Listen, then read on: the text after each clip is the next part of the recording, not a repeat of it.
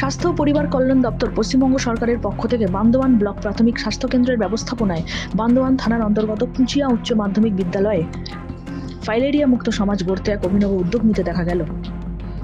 বিদ্যালয়ের ছাত্রছাত্রীদের নিয়ে এমডিএ প্রোগ্রাম অনুষ্ঠিত হয়, যেখানে প্রদীপ প্রজ্বলন ও ফিতে কেটে ফাইলেরিয়ার ওষুধ সেবনের মধ্যে দিয়ে অনুষ্ঠানের শুভ সূচনা হয়।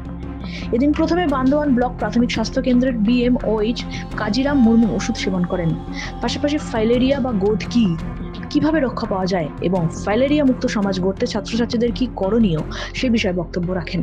পাশাপাশি প্রধান শিক্ষক শিবশঙ্কর সিং স্বয়ং ওষুধ সেবন করেন এবং ছাত্রছাত্রীদের উদ্বুদ্ধ করেন ও তার গুরুত্ব বুঝিয়ে দেন। বিশেষ অতিথি হিসেবে ছিলেন জেলা পরিষদের সদস্য কলেন্দ্রনাথ মান্ডি, বান্দোয়ান পঞ্চায়েত সমিতির সভাপতি রিঙ্কু মাহাতো সহ অন্যান্য বিশিষ্ট জনেরা। পুরুলিয়া থেকে নিজস্ব প্রতিনিধির রিপোর্ট, এনএম নিউজ।